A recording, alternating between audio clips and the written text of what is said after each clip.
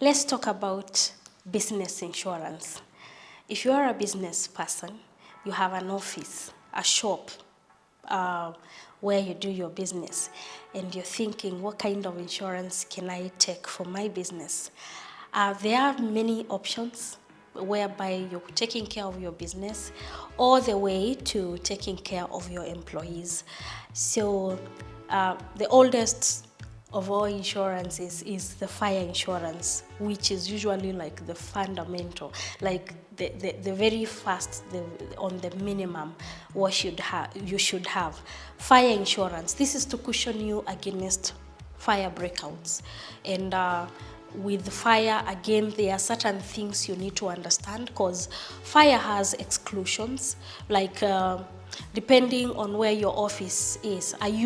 Is your office on top of a petrol station, or is your office next to a petrol station? These are things that come into play when an underwriter is underwriting your risk, vis-a-vis to someone whose office is far away from any explosives. Those are the details you need to understand. You also need to understand in your fire, what are the exclusions. Things like earthquakes are excluded, but if you're in a place where you feel you need the earthquake cover, and it can be, you can agree with your underwriter, they quote for you, cushion the earthquake there, so that it's not part of the exclusions, right? And then there's burglary. That comes like number 2 of office insurance. Burglary means forceful entry into your premises. You cannot claim for a burglary claim when it was your employee who duplicated your key, opened your office, stolen from you, and then you're claiming from insurance that there has been burglary in my office. No, burglary means forceful entry into your premises. So these are things, again, dynamics you need to understand. Then number 3 would be what we call all risk.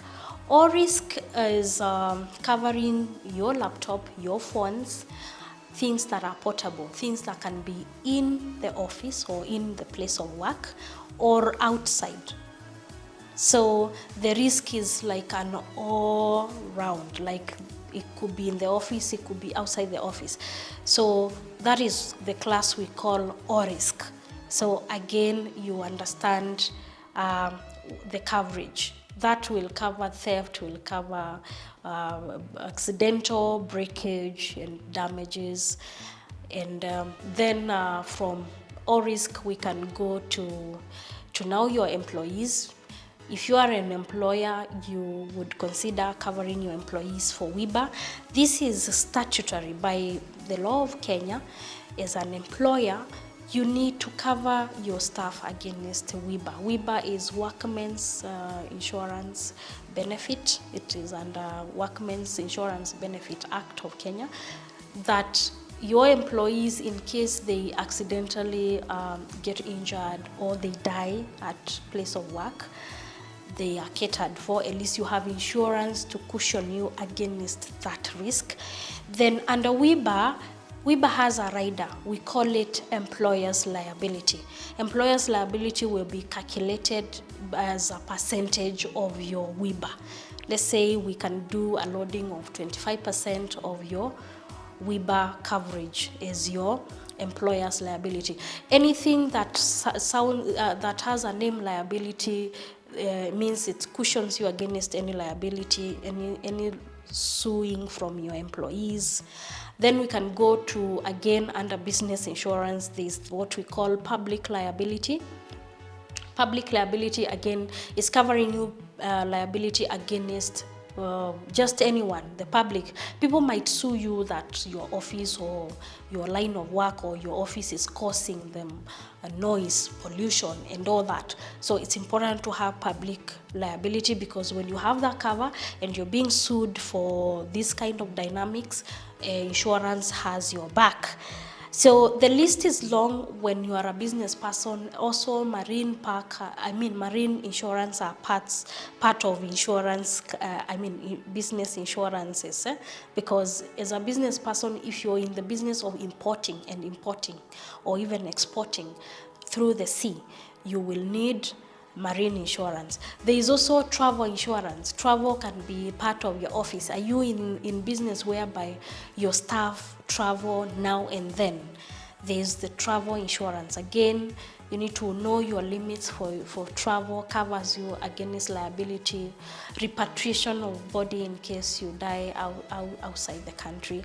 And also something about travel insurance that people do not really understand was I had a client asking me if I can give them travel insurance, and if their flight gets cancelled, they don't get to travel, we're able to return the money for the ticket. It is a no.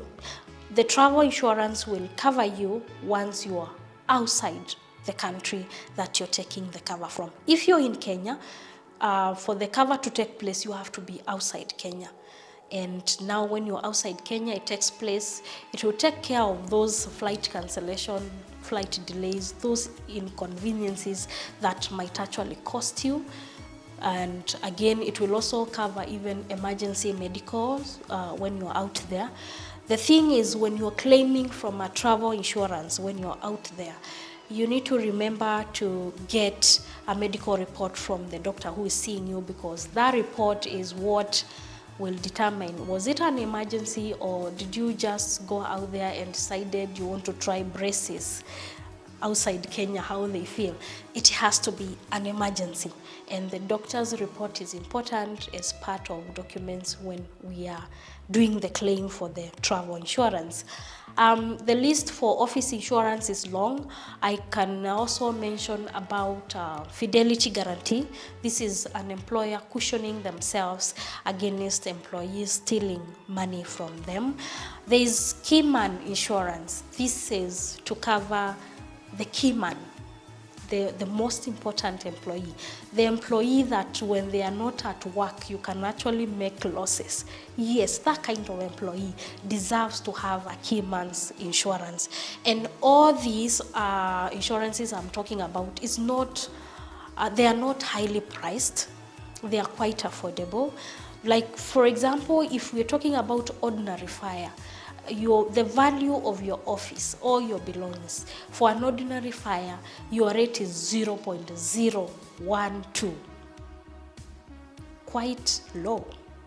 So it's not something to think that if you're asking insurance for your office, it's going to be a lot of premium. It might surprise you how affordable it can be.